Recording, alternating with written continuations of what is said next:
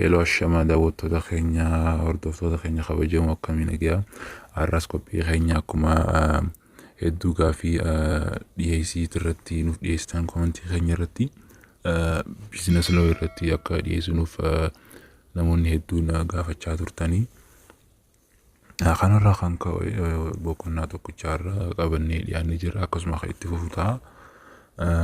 Hayyee namoonni chaanalii keenya faarii taatan subscribe godhuudhaan akkasuma like godhuudhaan jajjabeessaa barnoota haala isiniif qopheessu qabnu irrattis akkasuma PDF ilee garaagaraa hunda ilaaluudhaaf Telegram keenya Ashaamtee jechuudhaan seentanii daawwachuu dandeessu. Har'ammoo barnoota keenya kanarraa chapter 1 introduction to laws irraa kan eegallu ta'a. Seensa seeraatirraa kan eegallu ta'a jechuudha. Isa kana takka takkaan mee PowerPoint irratti haa ilaallu. Ammas namoonni nu wajjin akkasumatti miseensa keenya taatanii daawwachaa turtan like godhuudhaan nu jajjabeessaa isiniin jenna. Kanarraa kan ka'e amma gama barnoota keenyaatti haa deebinu. Okay, the first definitions of laws. The notion laws is elusive that it is actually difficult to coin one object definition to it. Bakka tanarratti seerri yaada baay'ee kan hin argamne yaada baay'ee yookaan waan ta'eef qabatamaan hiikaa kaayyoo tokko itti tolchuun rakkisaadha yookaan universal definitionii hin qabu jechuu isaati jechuu asirratti.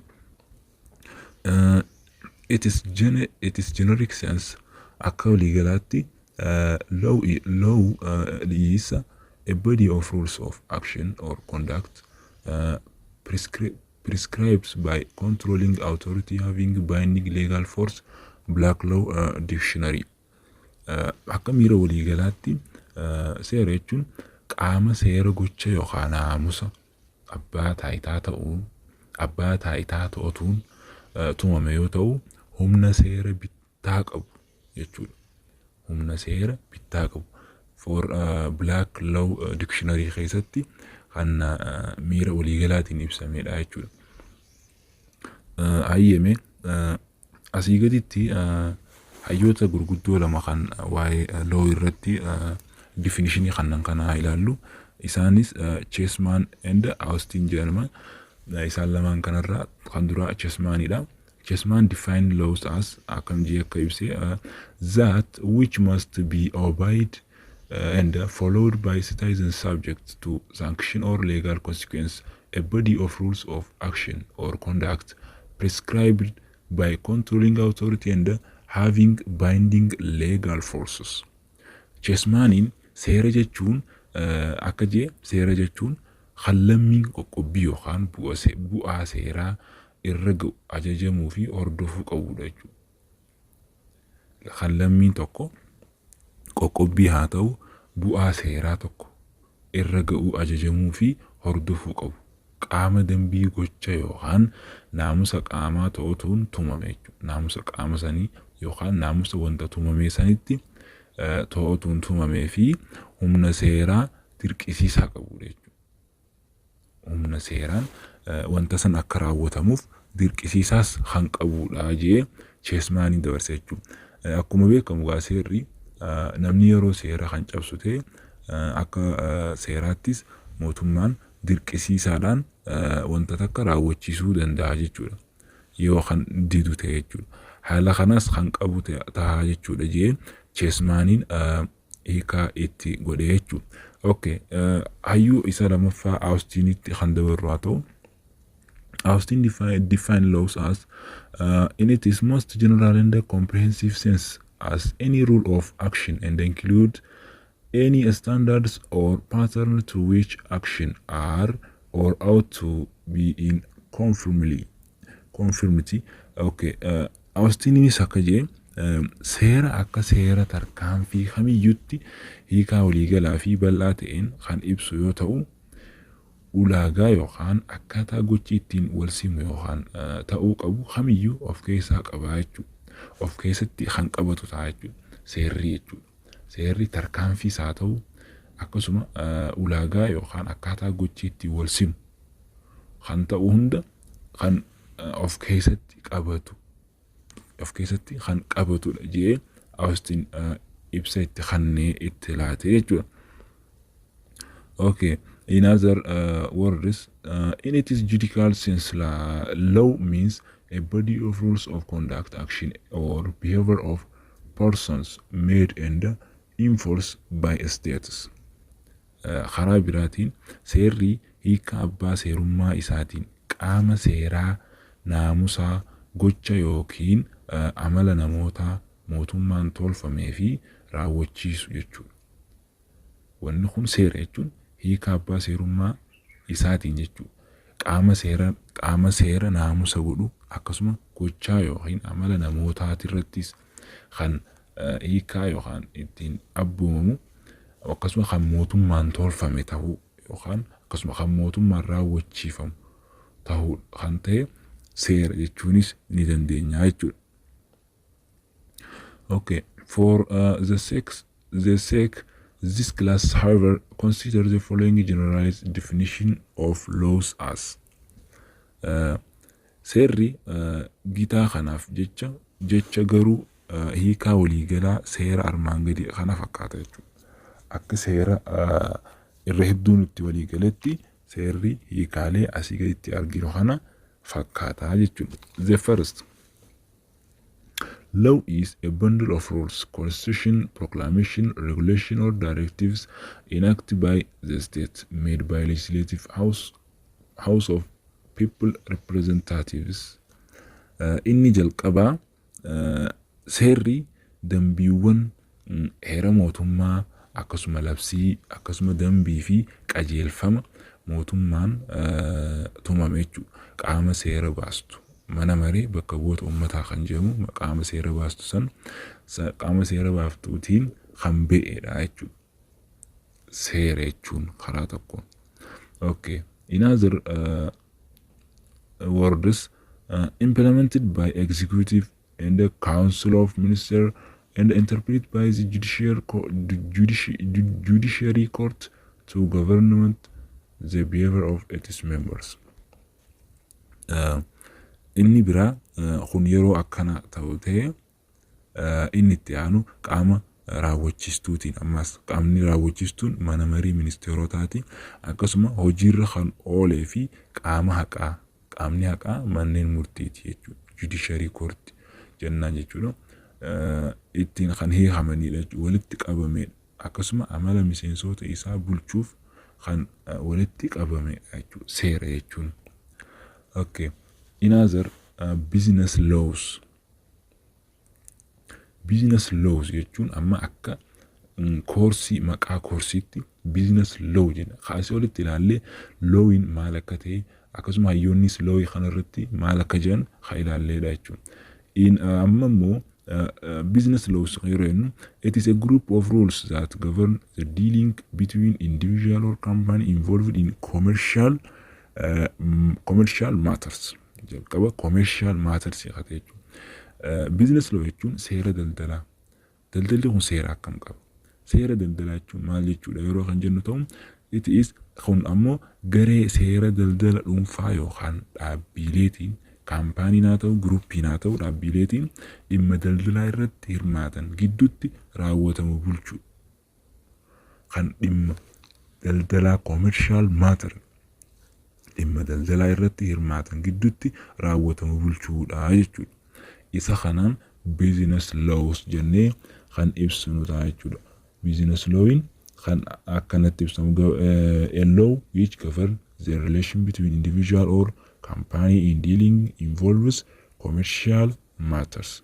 Dhimma daldalaa irratti kan hoogganamudha jechuudha. Okay, others basic features of laws. Amaloota bu'uuraa seeraatirraa. Amaloota bu'uura seeraatirraa inni jalqabaa it is generality. Seerri amala akkam qaba? Waliigalummaa qaba. Haganda tokkooti miti. Seerri generality. Amalli seerri qabu. Generality yeroo jennu mirga lubbuun jiraachuu fakkeenyaaf Itoophiyaa keessatti mirga lubbuun jiraachuu Itoophiyaanonni hundi argachuu qabu. mirga hojjetanii galuu, mirga abbaa qabeenyummaa ta'uu, mirga akkasuma lammummaa argachuu Itoophiyaanonni hundi mirga walqixa qabu. Jeneraalitiidha jechuudha. Fakkeenyaaf naannoon tokko qofti mirga lubbuun jiraachuu argatee naannoon tokko mirga lubbuun jiraachuu kan dhabute jeneraalitiin hin jiru, feature of lawnis hin jiru jechuudha. Waliigala ta'uu kan qabudha jechuudha. Okay.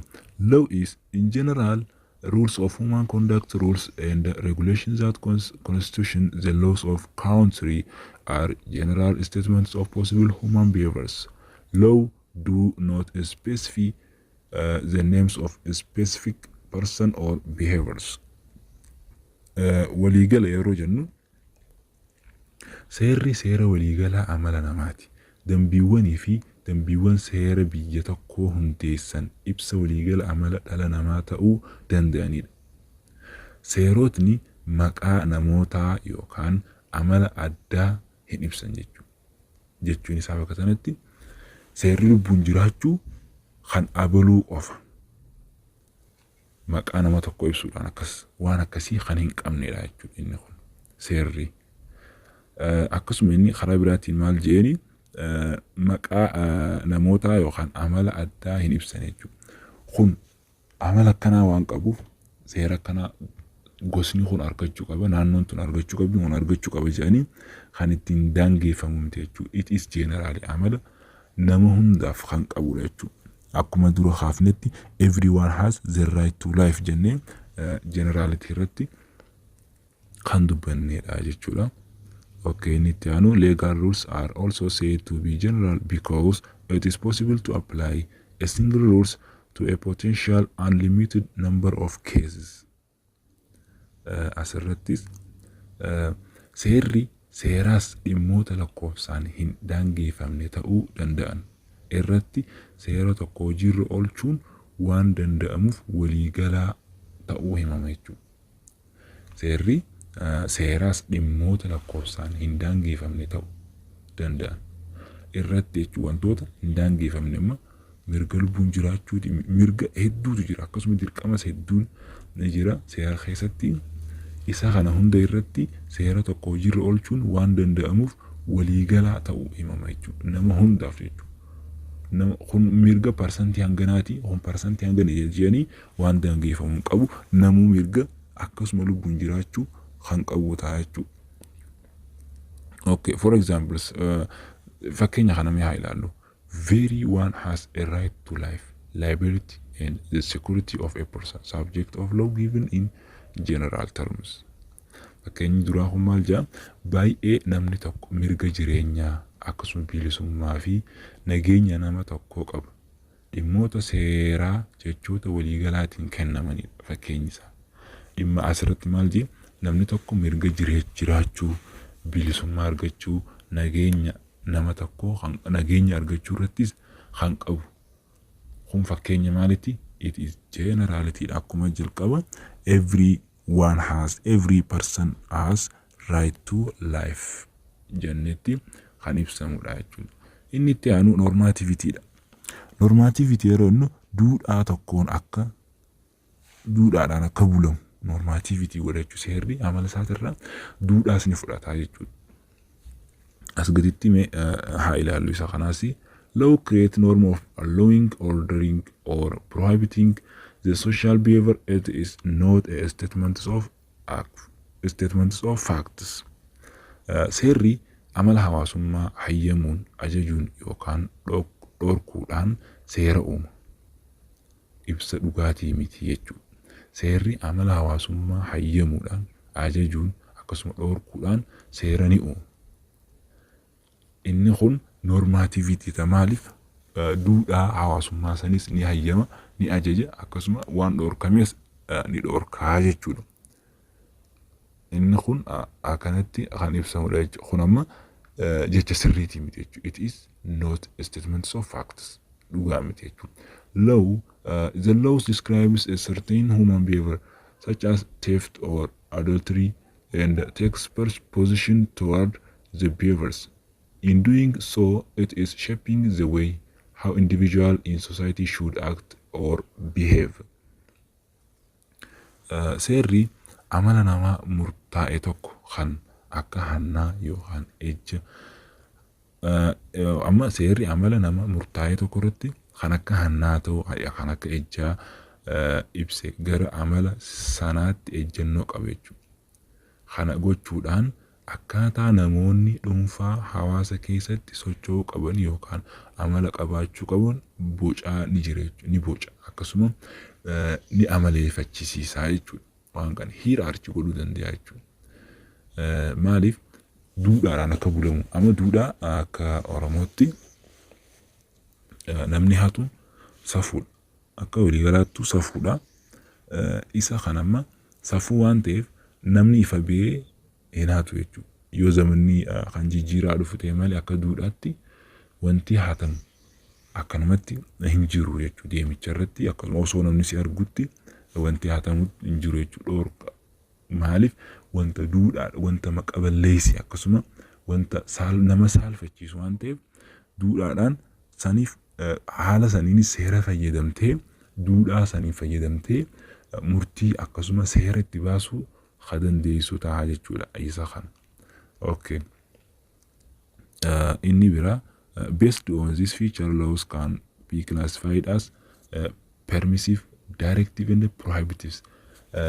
Normative behavior kana irratti dhaabbanne inni kunis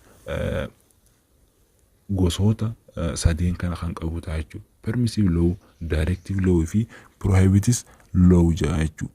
Okay. Permissive yeroo jennu filannoo keetiin kan seera san raawwattu yeroo jedhu isa kaname ilaallu permissive kana irratti it's allow or permit the subject to do the act they provides. They give right or option to their subject whether to act or not to act. Okay. Isa kana ilaallu amma seera hayyamaa yookaan permissive hajennu kana namoonni isaan jala jiran gocha isaan kennan akka raawwatan ni hayyam yookaan ni hayyamsiisa jechuudha. Namoota isaan jala jiraniif socho'uu fi dhiisuu isaaniif mirga yookaan filannoo ni kennuuf jechuudha. Hayyama waan ta'eef seerri kun namoonni isaan jala jiran jechuudha. Gocha isaan kennan akka raawwatan ni hayyamaman. Akkasuma hayyama san ni fudhatanii jechuudha. Namoota isaan jala jiraniif socho'uu fi dhiisuu isaaniif mirga yookaan filannoo ni kennuuf jechuudha. Seerri kun akka fedhamu kanamma filannoo keetiin gootu jira seera yoo feete gootus rakkoo kan hin qabne yoo gootes rakkoo kan hin qabne haala sanii. Okay, for examples fakkeenya isaa ilaallu accused person have the right to be informed with sufficient particular or charge brought against them and to be given the charge in writings. Fakkeenyaaf himatamtoonni himannaa isaan irratti dhiyaate ibsa gahaa ta'een beeksisuu fi himanni barreeffamaan kennamuu fi mirga qabu. Asirratti seera hayyamaa wanni jenneef kana yoo fedhan barreeffamaan akka himataman yookaan akkasuma barreeffamaan yookaan dhiyeeffatamuu ni danda'u yoo fedhan beeksisuudhaan dhiyaachuu qabu jechuudha. Fakkeenyaaf himatamaan san osoo afaan Oromoo kan beeku ta'u nama afaan Oromootiin isaaf wanta ta'us jechuusaa mirga qaba dhiisuus mirga qaba jechuudha. Akkasuma yeroo himatamuttis yeroo irratti dhiyaate ibsa gahaa ta'een beeksisuu fi akkasuma himanni barreeffamaan kennamuufis mirga qaba jechuudha. Isaan kana haala kanaan kan ibsamudha duudhaa waan ta'eef. Inni kun filannoo abbaatirra kan jiru jechuudha. Seerri permissive jennuun jechuudha. Isa itti aanutti dabarru directive laws.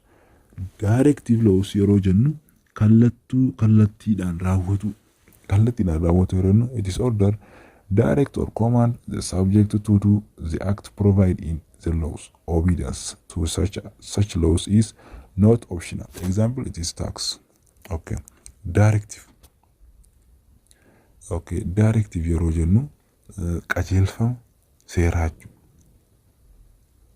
qajeelfama seeraa yeroo jennu namni dhimmi ilaallatu gocha seera keessatti tumame akka raawwatu ajaja.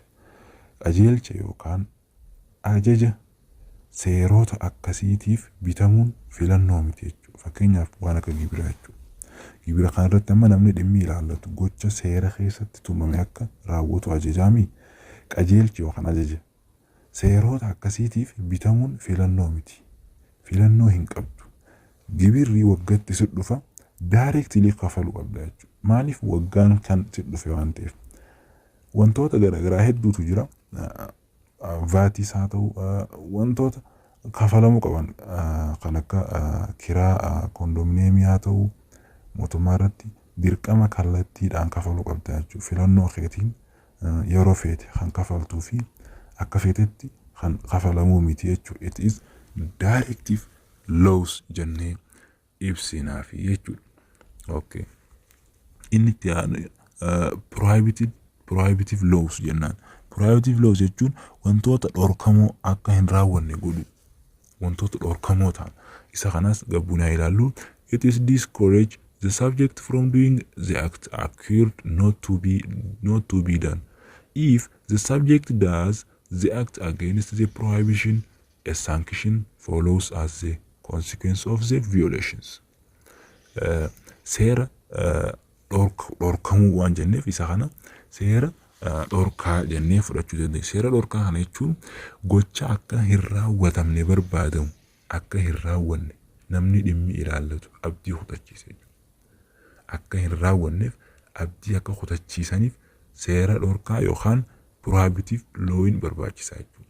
Dhimmichi gocha dhorkaa mormuun yoo hojjete akka bu'aa sarbama sanaatti qoqqobbii itti aanee jira jechuudha.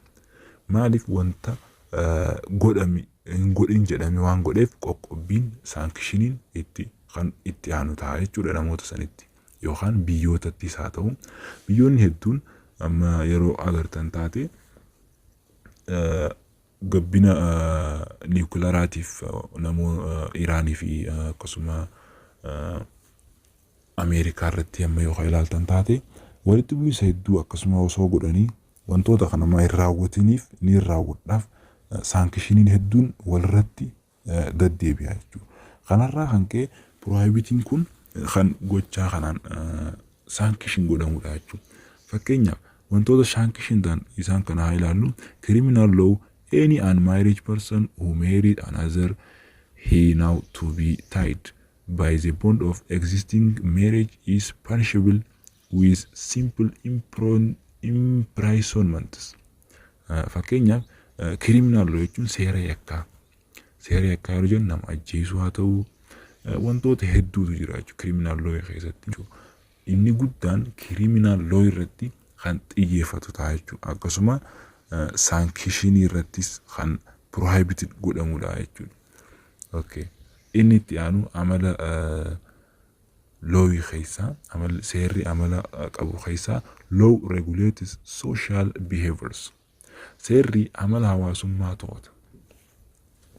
Seerri kun hawaasa akka to'atamu control akka ta'aniif kan bu'aa qabudha jechuudha. Inni kun gadi kan itti ilaallu. It is also interesting to note the law is not concerned with every kinds of human behaviors but only with the social behaviors of man, his behavior as far as it matter to concern social relationships. Akkasumas seerri gosa amala namaa hunda osoo hin taane amala hawaasummaa namaa qofa kan ilaallatu ta'uu isaa hubachuun nama hawwata. Amala isaa hanga hariiroo hawaasummaa murtaa'eef barbaachisaa ta'etti seerri amala hawaasummaa kan to'atuuni jechuudha. Ni to'atamanii jechuudha hangasitti kan ilma namaatiif interest kan qabu waan ta'eef. Law addresses man as a social being. Law essentially regulates relationship between human beings. In other words, law is not interested in relations of man with machine or animals. Okay. Inni biraatis seerri nama akka uumama hawaasummaatti ilaala. Uumama hawaasummaatti seerri bu'uuraan hariiroo dhala namaa gidduu jiru ni to'ata. hariiroo dhala namaa jidduu jiru akka to'atu godha. Kana jechuun seerri hariiroo namni maashinii yookaan bineensota wajjin qabu irratti fedhii hin qabu jechuudha. Maashinii akkasuma bineensota wantoota sanarratti kan seera tumu miti. Bineensi tokko dhufee yoo kan balleessu ta'e bineensan adabamuu akkasuma seerarra oolee murteeffamuu akkasuma maashiniin tokkos murteeffamuu hin qabu jechuudha. Inni dhala namaa yookaan maashiniin kan dhala nama sanii yoo ta'e nama sanii jechuudha kan ta'e jechuudha. Bineensas akkasuma jechuudha. Haala kanaan kan seerri ittiin amala kan qabu tahaa jechuudha. Okay. Inni itti aanu law is intimately related with the state. Inni jechuun seerri mootummaa waliin walitti dhufeenya cimaa qaba. Seerri kun mootummaa wajjin walitti dhufeenya jabaa qaba. Isaantu ramada waa hunda jijjiiraas haa ta'u isaan kana wajjin state wajjiidhaan relationii perfect relationii kan qabudha jechuudha. No law without state and vice versa. Asirratti jechuun ni barbaadeef seerri mootummaa malee hin jiru akkasuma faallaa kanaatiin seerri mootummaa malee hin jiru mootummaanis seera malee hin jiru jechuu fedhe asirratti. Haala kanaan seerri mootummaa waliin walitti dhufeenya qabaachuu ibsaa jechuudha. Inni shanaffaa sanctions. Sanction jechuun qoqqobbii. Akkuma reefu Iraan Ameerikaa qoqqobbii walirra kaayu jennetti inni kunis amala seerri qabu keessaa qoqqobbiis kan qabudha jechuudha. Okay, sanctions. The other main feature of laws is it is backed by sanction. Failure to comply with the law result in the inflictions of sanctions. Qoqqobbii jechuun wanni inni guddaan labsicha inni biraan qoqqobbiidhaan kan deeggaramedha. Inni amala looyii keessaa inni tokko kan qoqqobbiidhaan deeggaramedha. Seera kabajuu dhabuun qoqqobbii kaa'uu fida jechuudha. Seera yeroo kabajuun didu maaliif seera amma Ameerikaan niwukilarii yeroo biyyoonni biraa hojjetan biyyoonni san seera malee fayyadamuudhaan booda miidhaa biyyoota garaagaraatti irra gaggeessan jettee seera sanitti fayyadamuudhaan saankishina kaayuu dandeessee jechuudha. Akkasuma Raashiyaanis amma Yuukireen wajjin walitti bu'iinsa godhame kanarratti Ameerikaa ta'uu warroonni dhiyaa kun saankishina hedduu kaayan seera dabsitee biyyoota keessa seenuudhaan ololaa fi lola baasti jedhanii akkasitti saankishina kaayuunis ni jira jechuudha. Criminal sanction is sanction attached to criminal liability. Qoqqobbii yakkaa jechuun qoqqobbii itti gaafatamummaa yakkaa waliin wal qabatudha. Qoqqobbii yakkaa jechuun qoqqobbii itti gaafatamummaa yakkaa waliin wal qabatudha. Itti gaafatamummaa nama itti gaafatamu sanii hojiis wal qabata qoqqobbii yeroo jedhan. Inni kaanis civil sanction is sanction imposed by civil courts. Qoqqobbiin siviilii jechuudha. Qoqqobbii mana murtii siviiliitiin kaa'udha jechuudha. Maaliif siviiliyaanii waan ta'aniif uummanni kun qoqqobbii isaanii maaliin godhamu gama mana murtiitiin siviilii kaa'uu jechuudha. Haala kanaan saankishiniinis itti amala seeraa keessaa isa tokko ta'e. Inni dhumaa hierarchy of laws jennaan. Hierarchy of law jechuun hierarkii seeraa yookaan sadarkaa akkasuma mootummaa isteeppii yookaan taayippii isaa seera taayippii isaatiin kan ilaalu jechuudha. Okay, the main hierarchy expressed as ascending serious rank or degree of power and authority with correlation subjection, each to the one next above. It is used to describe the structure of power relationship with varying amount of power and authorities. Hierarchy yeroo jennu jechi hierarchy jedhu kun sadarkaa yookaan akkuma jennetti sadarkaa yookaan sadarkaa aangoo fi aangoo wal duraa duubaan ol kaa'u. Steppii wal duraa duubaan aangoo kaa'u bitamuu wal qabsiisaa wajjin akkasuma tokkoon isaanii isa itti aanutti kan ittiin hoogganamanidha jechuudha. Tokkoon isaanii isa itti aanu irratti. In short, it is chain of subordination between laws. Gabaabumatti jechuudha. Caasaa hariiroo aangoo hanga aangoo fi aangoo adda addaa qabu ibsuuf kan ooludha. Gabaabumatti sansarata seeraa gidduutti bitamudha. Sansarata seeraa yeroo jennu heera Federal Democratic Republic of Ethiopia irratti kan laallu yoo ta'u isa armaan gadii kanaa jechuudha. Inni maali? Constitution, proclamation, regulation and directions. Isaan akkanatti wal duraa duubaan taa'an kun aangoon wal duraa duubaan ol kaa'amee kan taa'e akkasuma tokkoon isaanii isa itti aanutti kan hirkatan akkasuma kan bulanidha jechuudha. Proclamation and the international treaty enacted and ratified by Parliament. Inni jalqaba. Proclamation fi international treaty kan Parliament raawwatamee fi ragga'edha jechuudha. Proclamation yeroo jennu mana marii bakka bu'oota uummataa jechuu dandeenya jechuudha. Isaan kun maaliini kan Parliament raawwatamuu fi ragga'udha jechuudha. Inni itti aanu regulation.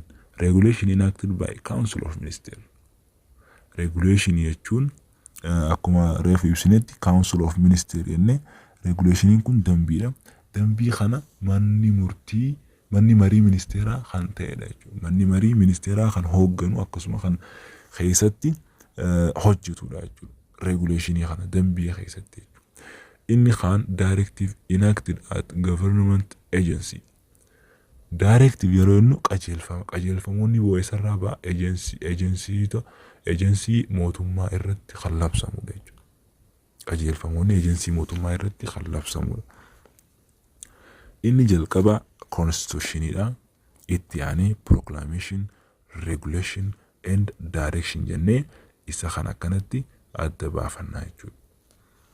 Inni kun amaloota seerri qaban keessaa isa dhumaa isa jaffaatii jechuudha. Inni jalqabaa maal jenne generality waliigalummaa yookaan wanta hunda nama hundaaf waliigalatti qooduu fi normativity jennee itti aanee normativitiin duudhaadhaan akka bulamu yookaan akka hoogganamu. Duudhaan kunis wantoota sadii of jalaa qaba. Permissive law, directive law and prohibitive law jennee keenya jirra.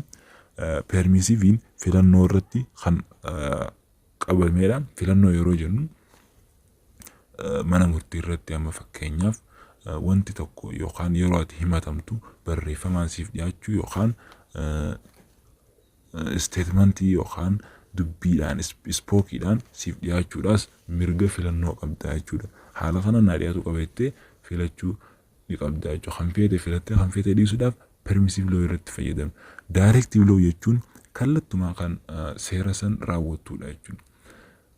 Permissive directivein kun fakkeenyaaf taaksii fa'a gibira yeroo kafaltu waan waggaa kana waggaa dhufuun kafala jettee ifirra kaayuun hin dandeemu. Wagguma kana keessa fiddee kafaluu dandeessaa jechuudha.